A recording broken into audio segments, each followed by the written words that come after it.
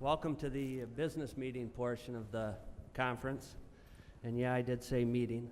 I didn't get the cool title like ACDC or any of those. I get the portion that's called meeting.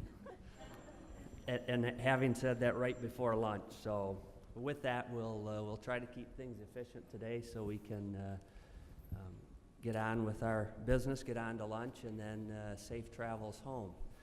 But as we get started, I'd like to introduce myself. I'm Michael Brown. I'm the current board chair of the Retirement Board. On behalf of the board, I'd like to welcome everyone to Detroit. Hopefully you've had a opportunity to get out and see some of Detroit. Certainly had a wonderful evening last night aboard the Detroit Princess. I understand that Pam Steffi was charged with handling the weather and was spot on with it. So thank you to Pam for making sure that the weather was perfect. I know that last time we were here, I spent most of the time on the boat, in the boat, as opposed to getting out on the deck. I heard a number of people kind of comment the same, and it was quite an enjoyable evening. I valued the opportunity of all things to get to see the bridge. I've made a couple comments to people. It's amazing how trusting we are as a society. We get in an elevator that takes us 70 floors and don't really think much of it. We go across a bridge that and really don't think much of it. So we trust that people do what they're supposed to do, and they're done well. You know, Detroit's full of history, just like MERS, and I appreciate that we come together each year to share stories and memories, talk about our successes and challenges, and have the conversations that help drive MERS and our municipalities forward.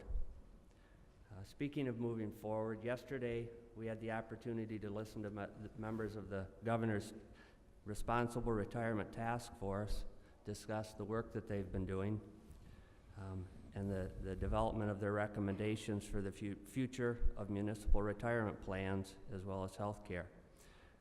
Hopefully that conversation offered some good insight into helping us better understand the decisions that are being made at Lansing that may impact our retirement benefits in the coming months and years.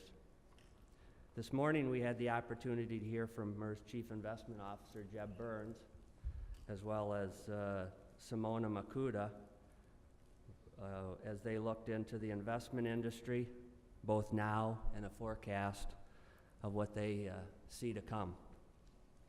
I appreciate the discussions and the ability they give us to see what's ahead in the retirement industry, the opportunity for us to ask questions and really think about the impact they will have on us, both personally and in the workplace. Shortly, you'll hear from MERS CEO Chris DeRose, who will provide us with an update on the state of MERS. He also will be talking about the current status of the system and will provide a preview of what's to come. At this time, I'd like to ask everyone to stand, if you're able, for the Pledge of Allegiance. I pledge allegiance to the flag of the United States of America and to the republic for which it stands, one nation, under God, indivisible, with liberty and justice for all. Thank you very much. Again, my name's Michael Brown. I'm the current board chair. I have served as an officer member on the retirement board since November of 2007, and I'm the county administrator for Berry County, a position I've held since 1995. I am of course, a current member of the MERS system and have been a member for over 20 years now. I'd like to take a moment to introduce my fellow board members. If when I introduce you, you'd just stand up for a moment, I'd appreciate it. First, Mr. Dale Felposh. Dale is the Chief Financial Officer for the Capital Region Airport Authority in Lansing and has served as an officer member since January of 2016. Mr. Randy Gerard. Randy is Township Manager for the Charter Township of Marquette. He served as an officer member of the board since November of 2007. Miss Amy DeFord. Amy is the retirement administrator for Saginaw County. She has served as an employee member of the board since January of 2012. Mr. Jason Serrata. Jason is a firefighter and paramedic for Delta Township. He has served as an employee member of the board since January of 2016.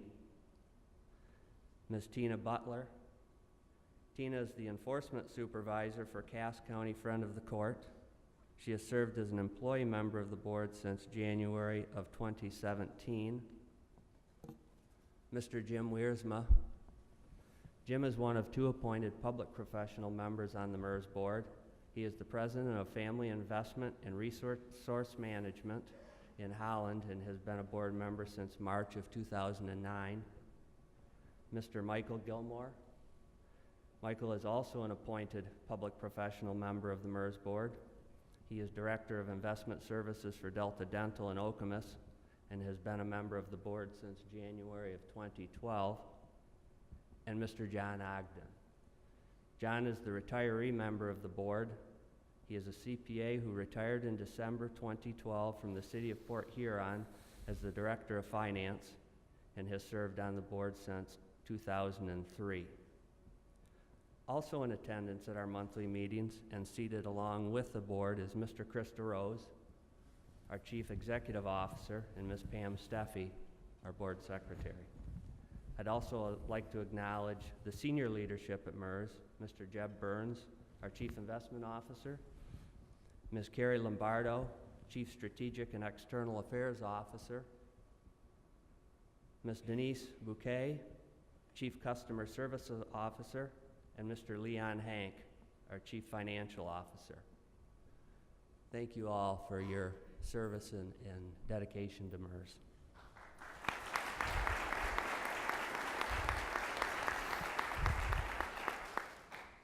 I'd also be remiss if I didn't ask the staff from MERS. I know that you may get recognized again at some point, but I'd like to personally take a minute to recognize any staff that are still here. Many of you may be out doing what you do so well, and for us.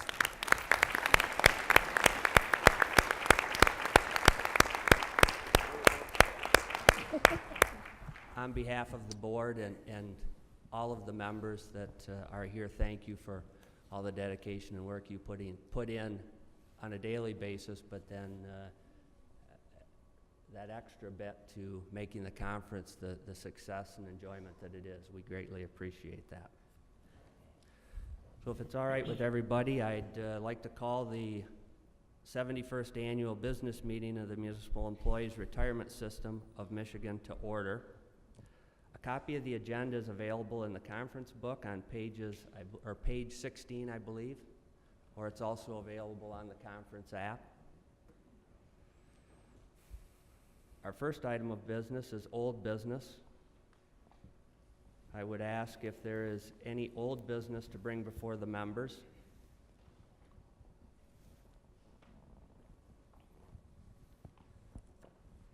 Not seeing or hearing any old business, I would move on to approval of the minutes. A copy of the minutes from the 2016 annual business meeting can be found on page 16 of the conference book and also in the conference app. Directions to locate the minutes and other business meeting documents, I believe, have been, provided on the screens. Shortly, I'm going to ask for a motion and second for the minutes. If whoever would be so kind as to make the motion and second could stand, and using their, I believe, are a couple of microphones about 2/3 of the way back, step to one of those microphones, state your name and the municipality that you represent. For the record, we'd greatly appreciate it. So at this point, I would entertain a motion to approve the minutes of the 2016 annual business meeting of the Municipal Employees Retirement System.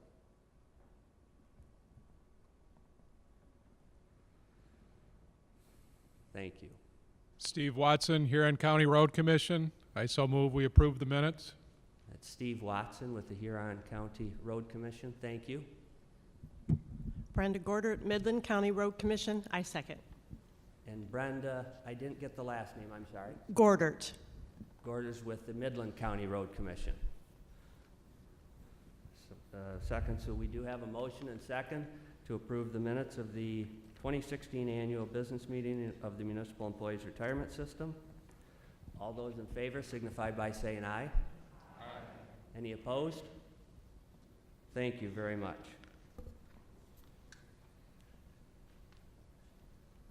That takes us to new business. Are there any MERS-related matters that a certified delegate would like to bring before the members? Again, if there's any new business that a MERS delegate would like to bring before the members, if you'd stand and use the microphone.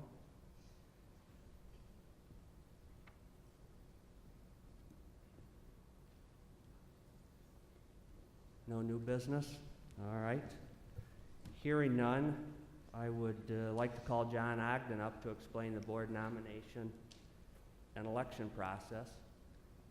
While John's coming up, candidate profiles may be found on pages 17 and 18 in the business meeting section of the conference book, as well as in the business meeting section of the conference app. Thank you, John.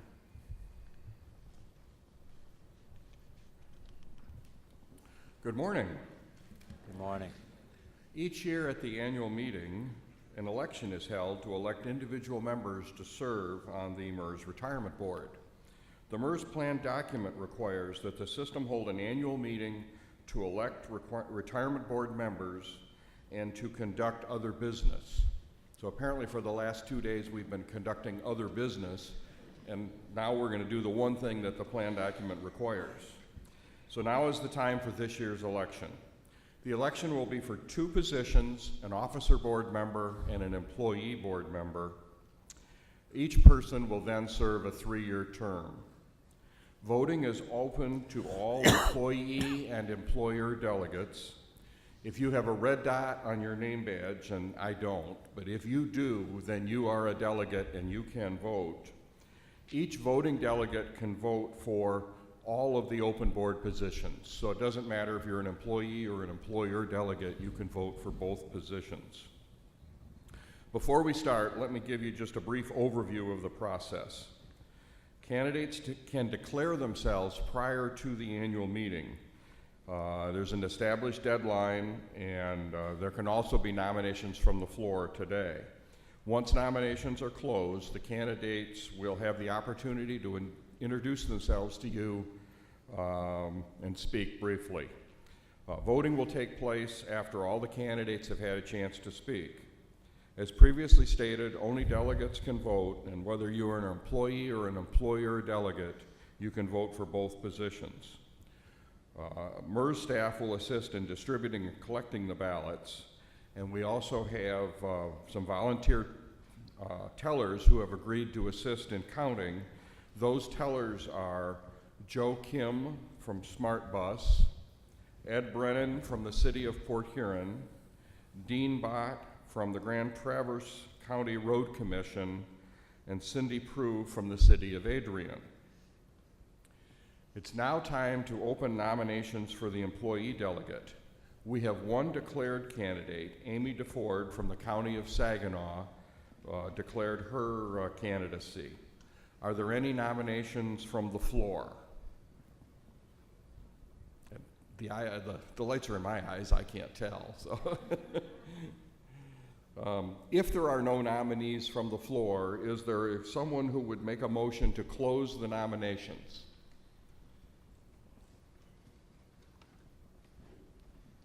Does it have to be an employee delegate? No, it does not. Rick Rockwell, Airneck, close nominations. Is there a second to that motion? Andrea Herman, Wexford County Road Commission, seconds the motion. Okay, thank you. So we have a motion to close the nominations for employee delegate. I think we'll just handle that by a voice vote. All in favor, please say aye. Aye. Any opposed? So the nominations for the employee delegate are closed. It's now time for the nomination of the employer delegate. We have one declared candidate, Randy Gerard of Marquette Charter Township. Are there any nominations from the floor?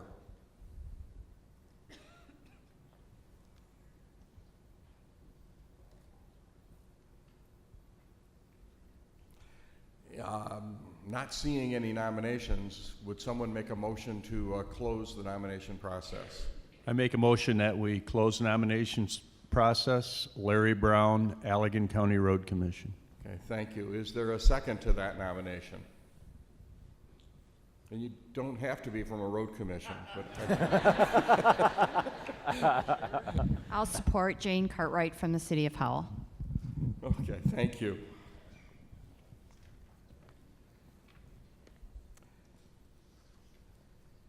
So now we're going to allow the candidates time to address the membership. Even though we don't have a contested election for either position, each candidate will have the opportunity to at least introduce themselves to you and tell you a little bit about themselves. So first, if Amy DeFord could come up.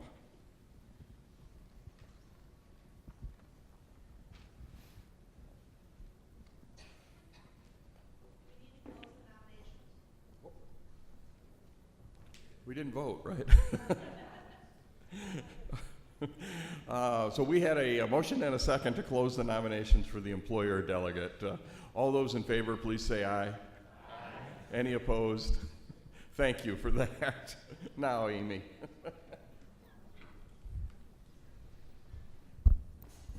Good morning, everyone. Morning. As John stated, my name is Amy DeFord, and I am a retirement administrator with Saginaw County. I am currently on my 6th year on the board and would like to continue as your employee representative on the MERS board. I have been with Saginaw County for over 27 years. In the past 21, I've been a retirement administrator. I offer my knowledge and experience in retirement and benefit administration to the MERS board. Since I became a member of the board, we have hired an outstanding CEO. Chris DeRose and MERS staff have developed a business plan that is intended to deliver superior value, reduce costs, increase efficiency, and maintain credible relationships with municipalities. MERS is actively using a scorecard which measures strategies in the areas of customer service, increasing number of assets and accounts, and also improving funding levels. I, as a current board member, would like to retain my membership to assist and follow through in the process of reaching these goals established in the business plan. I hope to bring cost savings ideas to MERS employers by focusing on streamlining processes and to preserve MERS members' retirement dollars. At this time, I'd like to thank all of you for your nomination, and hopefully you enjoy the rest of the annual conference and this wonderful city of Detroit. Thank you.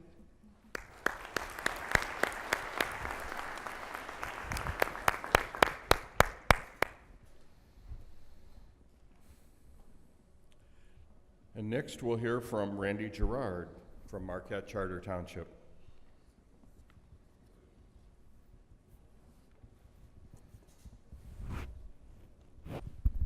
Good morning. As John mentioned, I'm Randy Gerard, Marquette Charter Township manager. I've been in that position now for 16 years. I just want to take a moment to thank you for allowing me to continue to work on the board in your behalf for your retirement system, my retirement system. I've been a member of the MERS since 1981 and will be continuing for the next 3 years. And again, thank you for your confidence.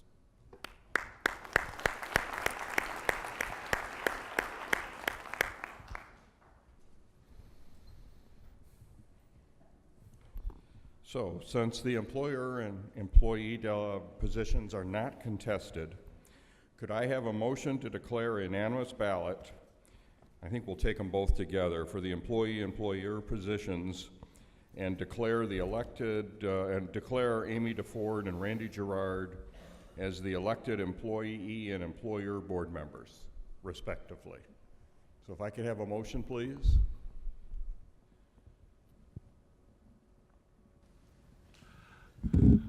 I move that we accept the nominations and elect them, Sheldon Lewis, Ingham County. Thank you. Do we have a second?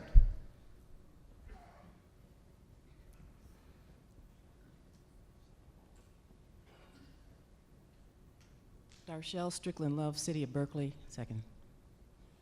Thank you. So we've had a motion and a second to declare a unanimous ballot for both Amy DeFord and Randy Gerard and elect them as board members for MERS for the upcoming 3-year terms. Can I have a voice vote, please? All those in favor, please say aye. Aye. Any opposed? So thank you very much, and that concludes the voting process.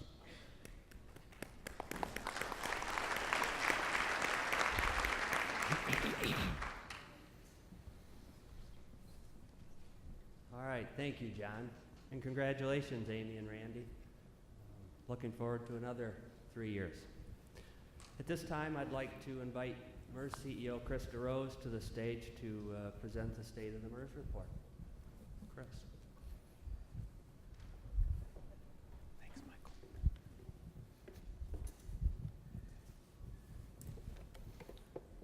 So by a show of hands, who had fun last night? All right, that's great. Because I want to lower your expectations. This is not going to be nearly as fun as last night. So, I'd like you to think of this talk. Many of you are, of course, elected delegates or appointed delegates. I'd like you to think of this talk as if you're the stockholder, a shareholder in this organization, which, of course, in some respects you are. And I'm going to try to present the things that I think are important that you need to know about MERS. But before that, last night on the boat, I had a couple people come up to me, and they were a little disappointed. For those of you who were here last year, we had a few costume changes that I went through, and they were expecting something like that. In a subsequent conversation, someone was asking me, you know, Chris, what's it like? What's it like to be CEO? And so I'd like to kind of answer both of those concerns. First, I apologize for not doing any costume changes today, and second, I'd like to tell you what it's like to be CEO. So, being a CEO is like an apple. Of course, there's more than one apple. There's lots of apples, and this is what it's like to be a CEO. Whoa! Okay, I didn't practice. Here we go. Ready? Well, the lights are in my eyes. There we go, yeah. Okay, that's what it's like. And that's about as good as it's going to get today.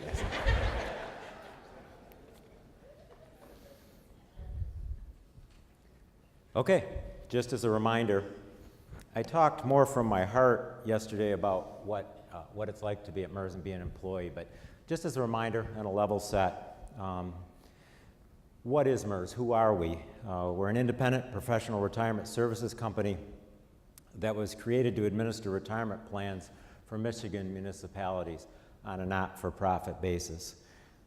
Every day, for me, the not-for-profit piece is critical. We never have to worry about making a profit. We just have to make sure that we're providing good value. So we have an independent elected board that operates without compensation. Our board is committed to accountability and transparency, holding the line on costs, and watching out for the best interests of you all. I'd like to take a moment to thank the members of the MERS board. I'm grateful for your time and your dedication, which makes it possible for MERS to be successful for our members and for our participants. On behalf of all the MERS members, thank you for your public service and fiduciary oversight.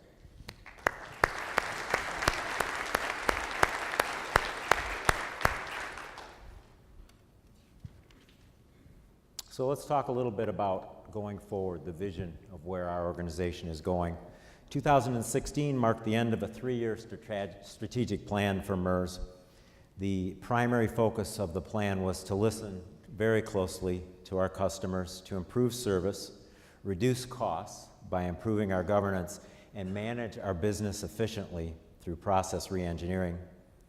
Each year we strive to adapt to better meet your needs. Many of you have taken the time to tell us that we made some progress. Looking ahead, the next decade will be challenging. There's no doubt about that.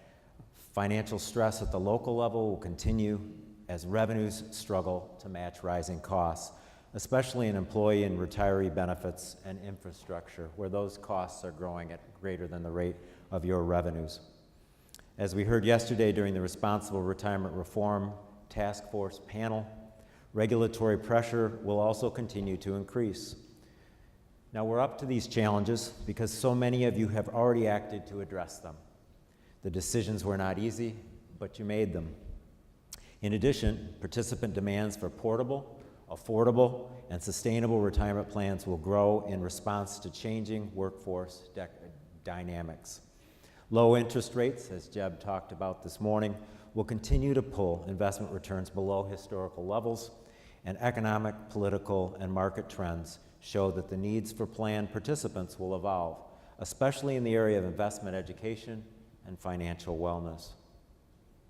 We know we must remain focused on delivering superior value to you by keeping our costs low, being flexible as your needs continue to evolve and change.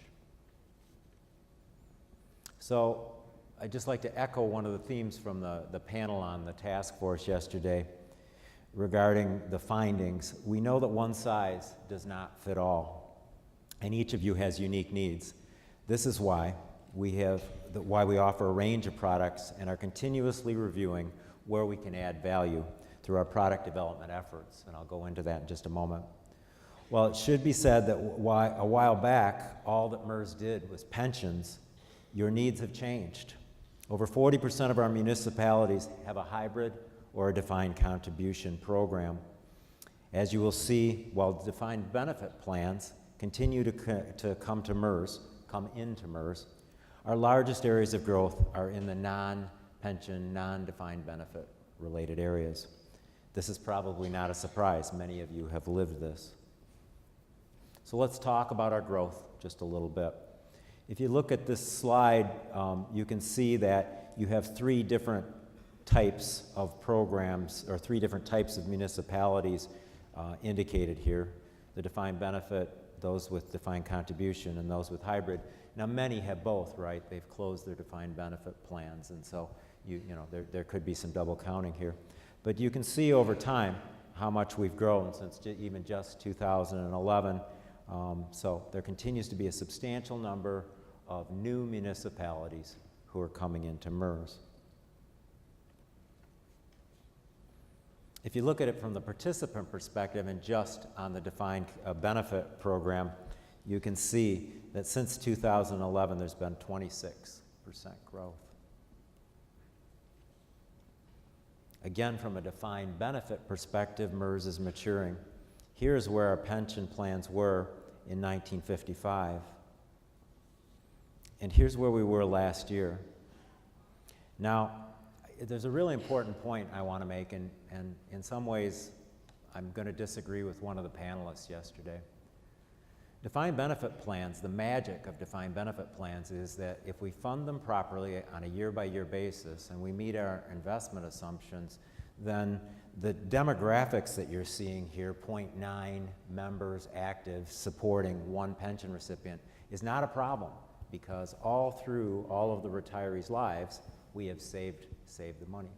So the real issue is that for a variety of reasons that many of us know, we have unfunded liability.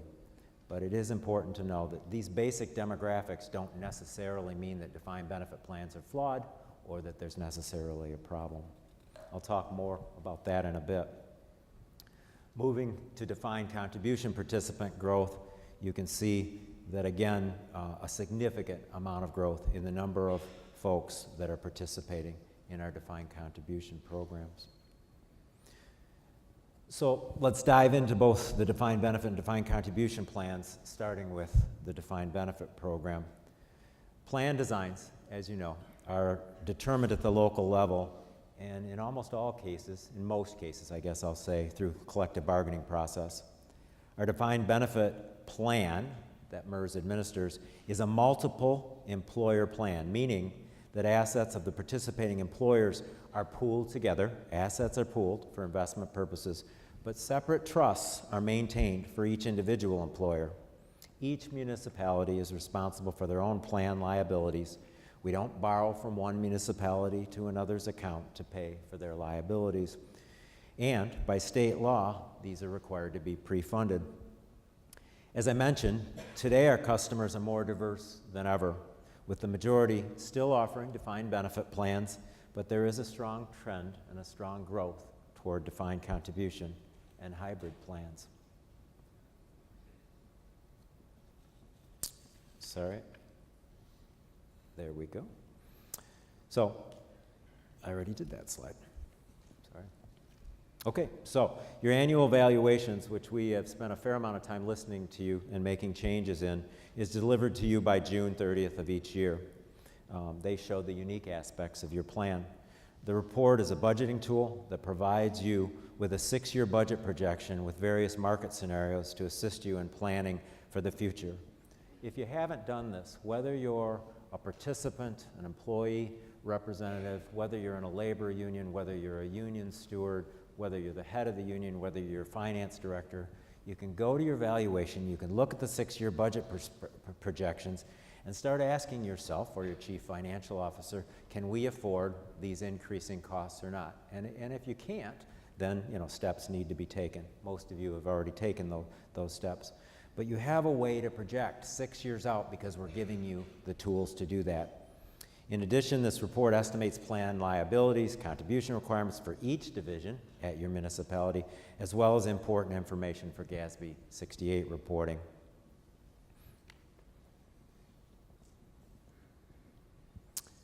This slide, most people find pretty interesting, particularly policymakers.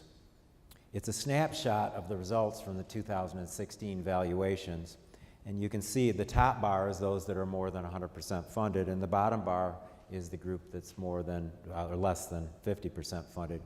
And what you can see is there's a wide distribution of funded levels.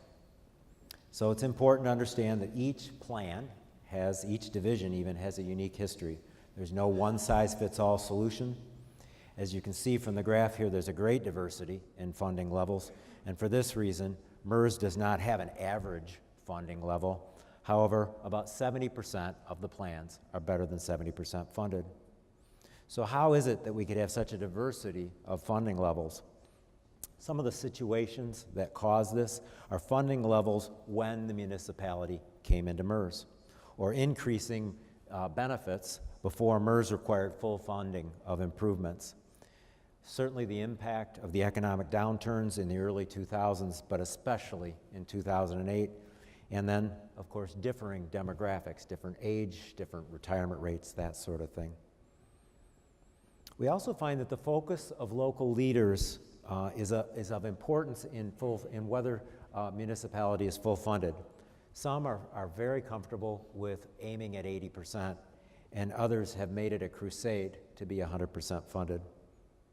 It's also important to note that we've taken on troubled pension plans at the request of emergency managers in this state because pension administration and retirement administration is our core competency. It's what we do.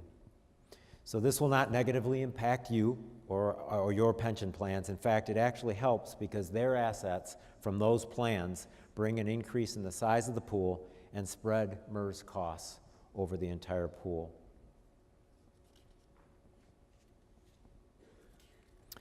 So let's do a little pension 101. If you think about contributions, think employee contributions and employer contributions. If you think about investment income, think MERS, investing your money for you. That's got to equal benefits paid. Those are the benefits that have been negotiated at the local level, and then MERS expenses. So that's sort of the basic formula that we work with. To make it simple, money in must equal money out. The problem with the formula is that in order to figure out exactly how much to contribute, every single eligible employee would need to retire and die. At that point, the benefits and expenses are actually paid out, and the investment income earned would be known, and using the equation above, the true cost could be determined. However, since the plan is ongoing, we use actuary estimates of the true cost of the plan to determine the systematic contributions that you need to make.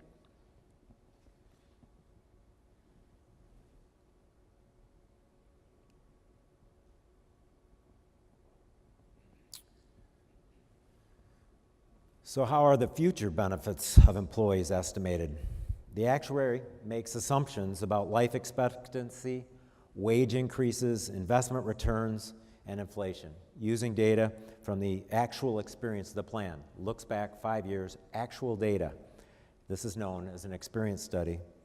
We know that recent changes in mortality, people are living longer, and investment assumptions, we think that going forward, the investment assumption needs to be lower than it was, are going to increase and have increased your costs. And we're acutely aware that the revenues challenges that you face, and many communities are facing, requiring reductions in your programs. 2017, the year we're in, is the first fiscal year which the impact of the mortality and the investment return assumptions was felt. To mitigate some of the impact of that, but to live up to our fiduciary duty, our duty is to do the experience study and let you know what we think you need to pay. However, we knew how painful that would be, so we phased in the impacts of those changes over the next 5 years, 2017 being the first year. So the contribution impacts will be spread over 2017 through 2021 fiscal years, unless you notify us that you want what we call paying the full impact. You just want to pay at that 5-year phase-in level right away. It's best practice to perform these experience studies every 5 years. So our next experience study will be in 2015. One point needs to be made. 10% of our municipalities are paying at the full impact level. So 10% of you in this room are actually paying at that higher level. If you're not, your funded level will dip in the short run because you're not paying the full cost right away. It'll dip in the short run and then it'll trend back up, all things being equal. So one question I receive frequently is, how does MERS determine our investment rate assumption? To help you understand how we do this and how our actuaries do this, I want to play a short video for you. For the basics on how defined benefit pensions are funded, we encourage you to watch our Understanding Defined Benefit Pensions overview before watching this video. In this video, we will focus on understanding the investment return assumption, smoothing, and how these factors impact pension funding. A defined benefit plan is funded by employer contributions, participant contributions, and investment earnings. Investment earnings make up more than half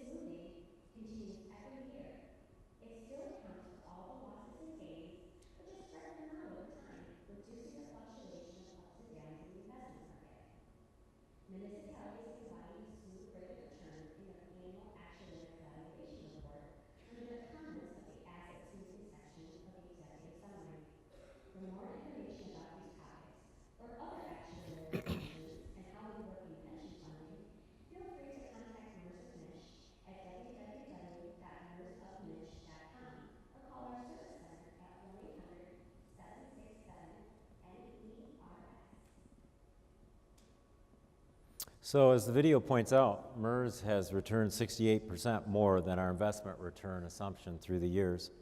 While this is great news, we all know that past results do not guarantee future results, and as Jeb talked about this morning, it will be increasingly difficult going forward to make the long-term return rates in the future. That's why we will continue to evaluate the assumption rate with all of our other actuarial assumptions and manage by data, not perceptions or political pressures. There is some possibility that the next experience study will result in higher costs. The best example is this investment return assumption. If we feel that it is prudent to lower it again, this will result in higher costs. The valuations that you receive each year include scenarios which include us not making our full 7.75 return assumption. This will give you an idea of what the increases might be and allow you to prepare for those well in advance. To the degree that you can get ahead of that possibility now, I would encourage you to do so. So whether you have an open or closed defined benefit plan, there are two ways to eliminate unfunded accrued liability. You can increase the assets going into the plan, or you can decrease the liabilities of the plan by implementing different plan design changes. First, increasing the assets. We have 50% of our membership are paying more than the minimum amount with MERS. So there's the first way, put more money in. Since so many of you are making extra voluntary contributions, we've also added a new option for those contributions and how they can be applied. Based on your feedback, now you can either use those contributions to accelerate the time at which your plan is better funded, or you can use them to reduce future contributions. If you're interested in these options, see somebody on your regional team. This word amortization that I want to spend just a little bit of time on, most of us probably have a mortgage, so amortization is just the payment period. It's the number of years you pay a mortgage, and most of us probably have 30-year mortgages, and each year, you pay down another year's worth. So when we talk about these terms, that's all we're talking about. The amortization policy that MERS uses determines the amount of time in which you have to pay off your unfunded liability. While the amortization policy changes have not been a driver of increasing costs, it has been an area where we've continued to receive feedback. Based on your feedback, we now have an option for a one-time extension of your amortization period for both open and closed plans based on an analysis by our consulting actuaries. In short, if you're relatively well-funded, it is possible that we can push out your amortization period. Now, it is true that you will pay more in total if you do that, but there are certain situations at certain municipalities where you need to smooth out those costs, and so it's an option that's available. Please see your regional team if you're interested. So on the other side, in terms of lowering costs, over the last 5 years, 73% of municipalities within MERS have taken additional steps to manage their benefit commitments by lowering their costs through plan design changes or closing the funding gap with additional assets. Just quickly, let me take you through what some of these things are. The next several slides will look like this, and I'm going to layer new things on top of them. But the first, what this shows you at the bottom is the year and then the number of municipalities that actually did this thing. In this case, lowering benefits to a new tier of benefits for new hires. Second one, the yellow part of the slide, is bridging benefits for existing employees. So lower benefits going forward to your existing employees. Hybrid is the next one. The number of times municipalities have used that over the years. This is the number of folks that have moved to defined contribution for new hires.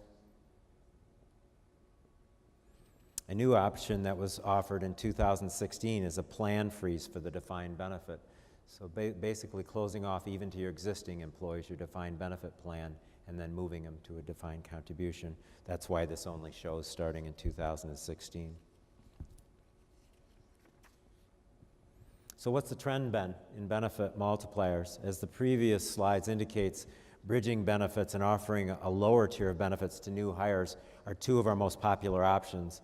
While about a third of our divisions have a 2.5% multiplier, it's important to note that these are mostly legacy divisions, as no new divisions are really adopting a multiplier of 2.5%. In fact, we've seen a 28% decrease in the last 3 years of divisions with a 1.5% multiplier. This could be due to the 72% increase in divisions bridging to lower multipliers in the last 3 years. I want to just touch briefly on cost. Cost plays an important role. Certainly benefits that have been bargained is the primary driver of cost, but cost matters, and so we've been very focused on this in the last 5 years. It matters because every dollar that you don't have to pay for us to administer the plan are dollars that can go into the plan to make it better funded and reduce what you have to put in. So you can see here a significant reduction in our administrative costs.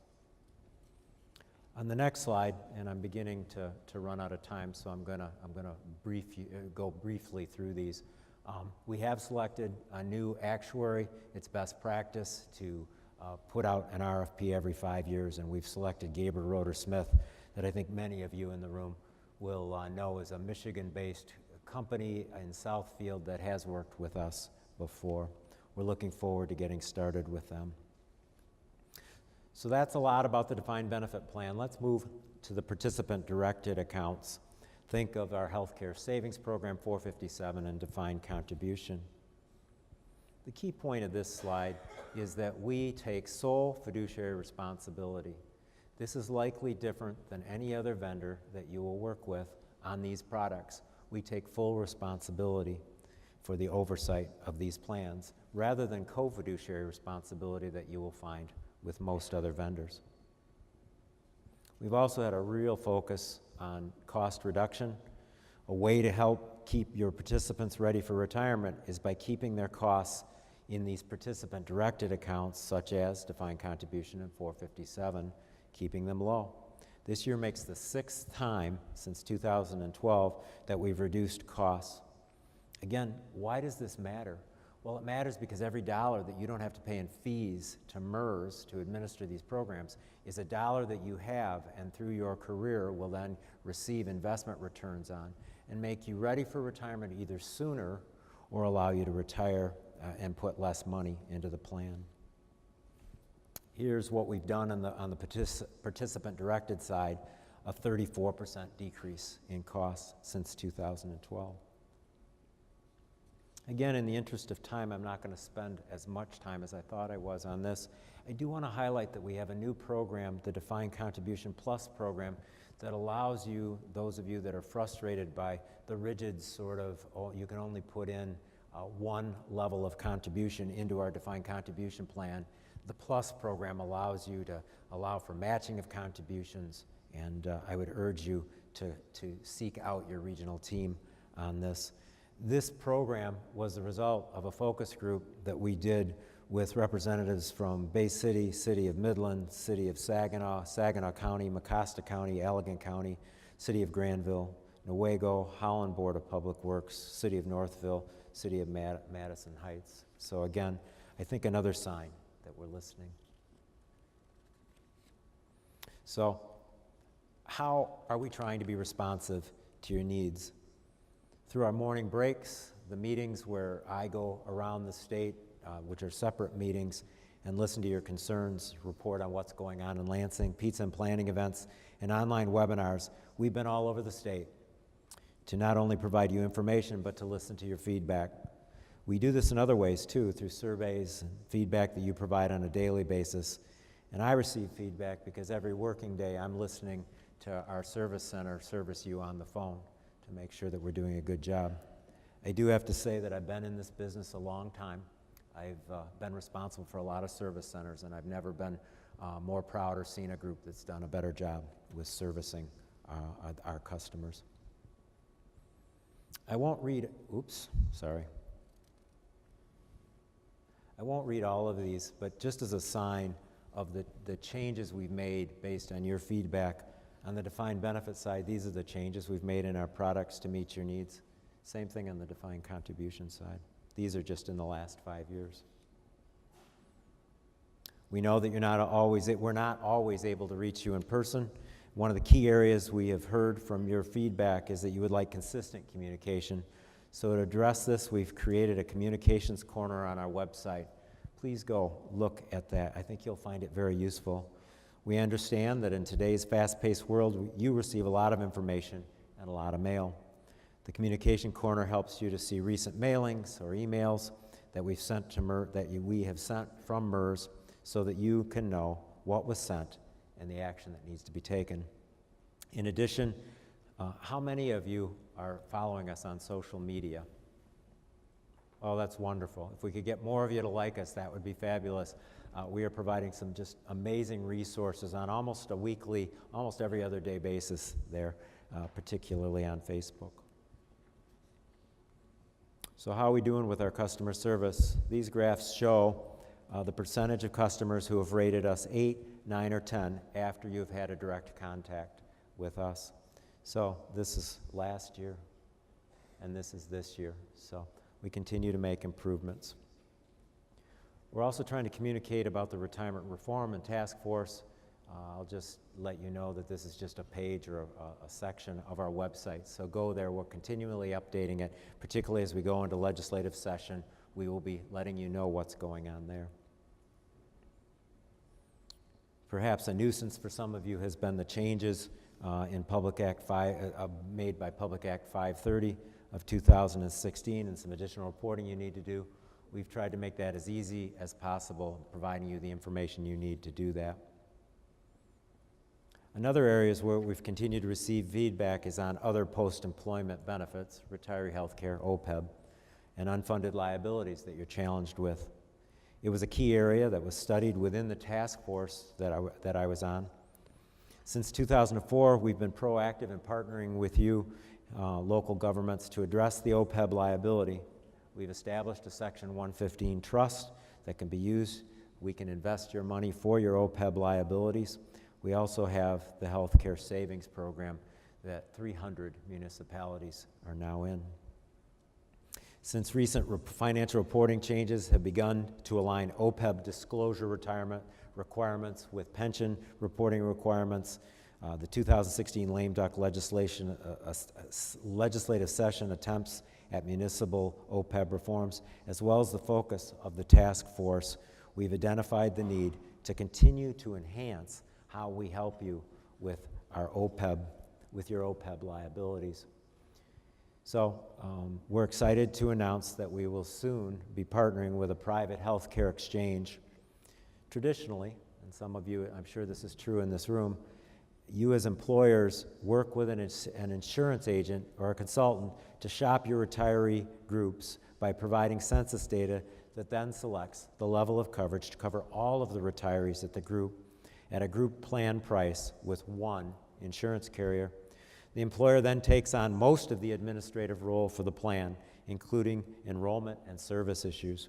This model is sometimes referred to as defined benefit OPEB plan. A private exchange, on the other hand, is an online store or marketplace where retirees purchase unique benefits from a carrier of their choice using funding contributed by their employers.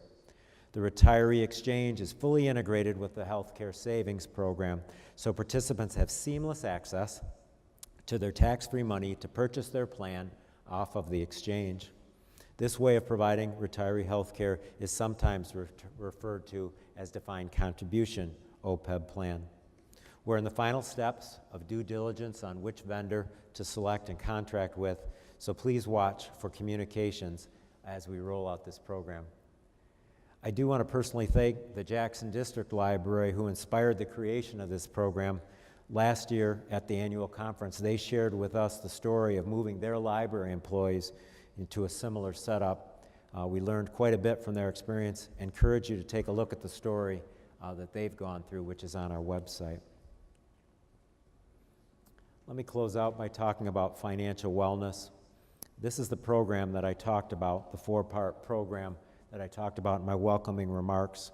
It includes ensuring that people aren't spending more than their means, managing your debt, having an emergency account, and a plan for the future. As a reminder, the retirement readiness reports or snapshot reports go along with this financial wellness program, as well as your full picture report. Again, I encourage you all to go out, use the tool, and make it better for you, and encourage others to use it as well. So let's look ahead.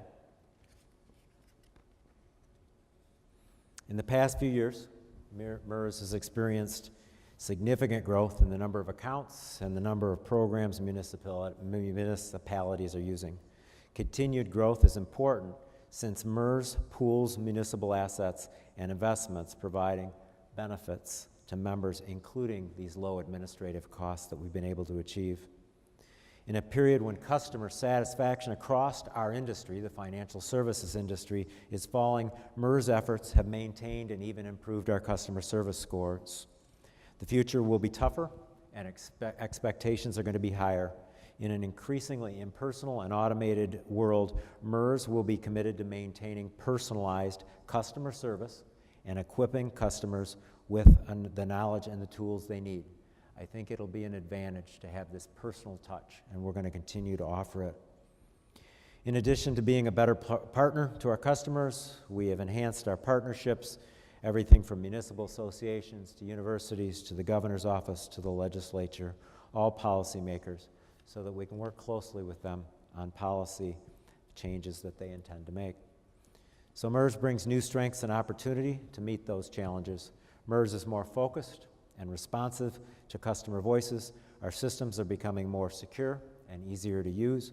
Our process management efforts, educational programs, affordability options, and product improvements are supported by staff and vendors who are becoming better aligned, better trained, and more capable.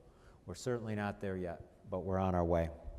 The 2017 to 2020 strategic plan aligns our growing abilities to adapt to the challenges that we both face going ahead.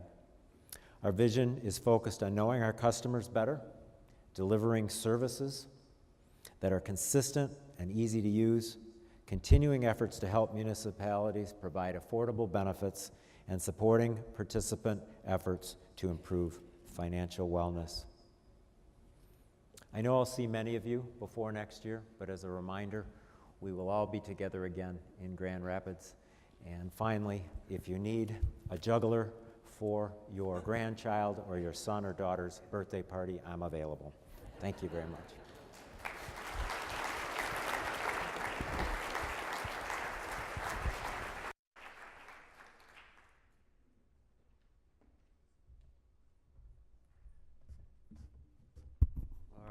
Thank you, Chris.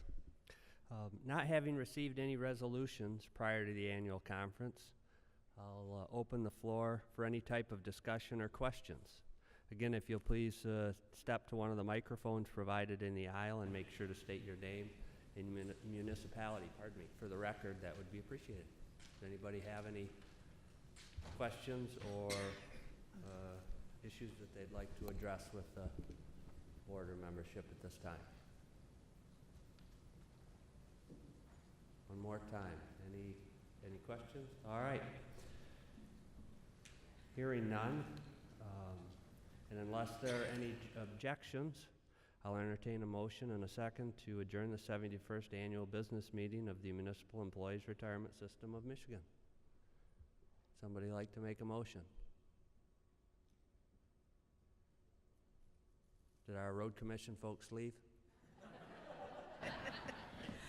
Andrea Herman, Wexford County Road Commission makes the motion to adjourn the annual meeting. Okay. Pam, did you get the name? Okay, very good. Thank you. Marcia Young, Jackson District Library. I second the motion. Wonderful, thank you. We do have a motion and second to adjourn the 71st MERS Annual Business Meeting. Is there any discussion? Hearing none, all those in favor signify by saying aye. Any opposed?